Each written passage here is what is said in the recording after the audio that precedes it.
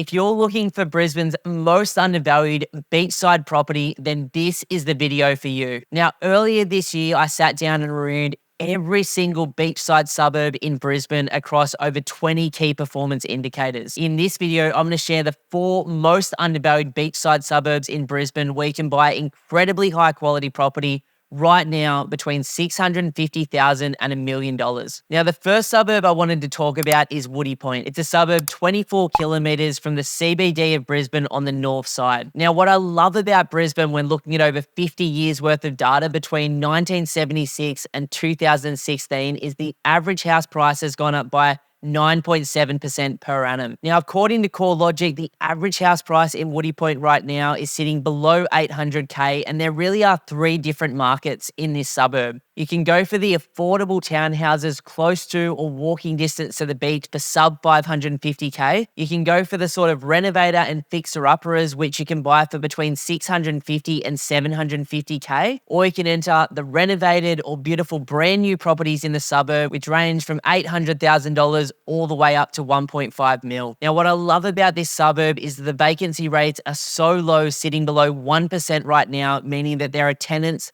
screaming out for high quality properties near the water. There's some incredible schools in the area like Southern Cross Catholic School and Grace Lutheran Primary School. And then you've got the train line in a neighbouring suburb just down the road that opened up a few years ago, which for the first time take people from the beaches of North Brisbane back to the CBD for work. Now, another suburb, or the second beachside suburb I love up there in North Brisbane is Redcliffe. Redcliffe's gone through massive gentrification in the last 10 years and looks completely different to how it used to. The local council has completely redone the boardwalk and put in a beautiful lagoon there, and heaps of trendy shops, restaurants, cafes and bars have opened along that Redcliffe strip. On top of that, you've got the massive Redcliffe Hospital that's going through a full redevelopment at the moment, and the Redcliffe Dolphins have just entered the NRL for their first season. Now, according to a number of the town planners that I know that work at that council and independent of that council, they're going through massive rezoning changes which could change the density of many blocks in the area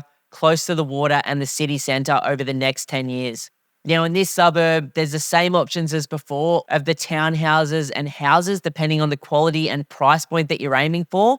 But in this part of the city, you can also buy a home right now in 2023, 2024, build a secondary dwelling or granny flat like you can in New South Wales and Sydney and get an incredible rent return from the home and the granny flat, providing you with not just long-term potential for capital growth, but great cash flow as well. Now, the third beachside suburb that I love in Brisbane statistically right now is Thornlands, which is about 25 k's south of the CBD between Brisbane and the Gold Coast. Now, in Thornlands, you can buy property at the moment for between $750K and $1 million, walking distance to the beach on beautiful big blocks of land. What I love about Thornlands personally is when we look at that average return of 9.7% per annum over the last 50 years, according to homely.com, Thornlands in the last 10 to 12 years since the last GFC has only done a bit over 5% per annum.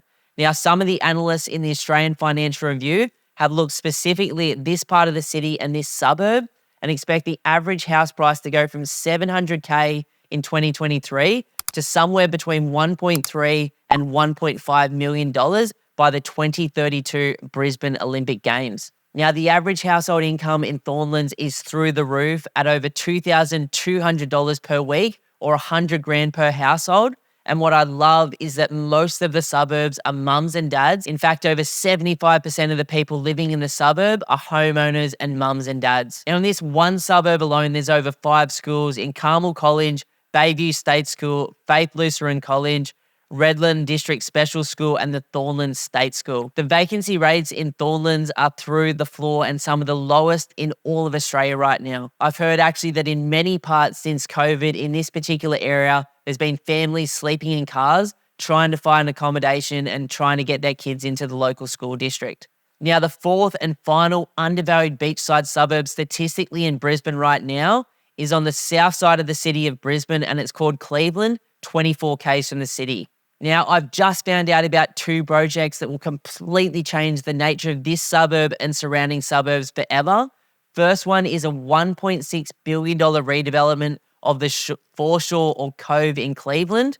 The idea is luxury dining, accommodation, housing, restaurants, bars, and boutique shopping. And the developer's concept is create a circular quay type vibe in Brisbane. Now, on top of this, a few suburbs down the road, there's a project called Shoreline, which is a $1.4 billion redevelopment of 3 kilometres of the beach in the area. Now, Thornton has a train station and is only really about 35 to 40 minutes commute to the CBD for work, but offers this incredible bayside lifestyle on the weekend. Cleveland is also directly sitting next to Omniston, which Omniston College was the #1 ranked school in Brisbane in 2021 and 2022, and in 2023 is ranked #6, which is sucking families in from all over the city and from states all over Australia to that school district right now. Now, what I love about Cleveland is there is incredible opportunities, whether you're looking to buy a knockdown property for sub 700K, a subdivision site,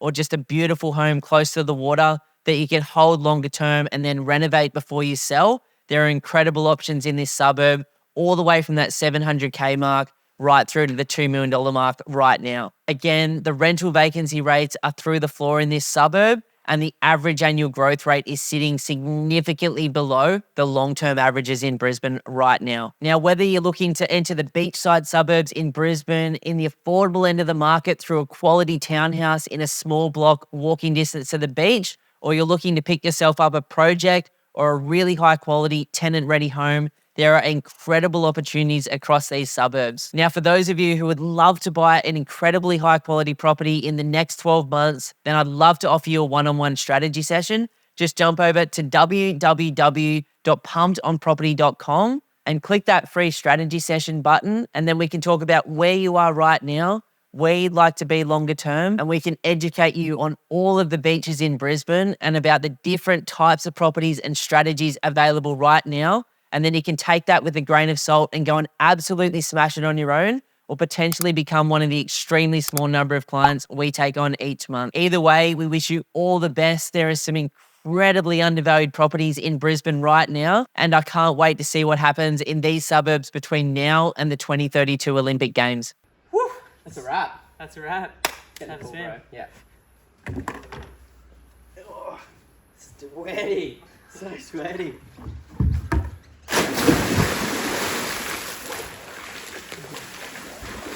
Oh, that's good. That's so nice.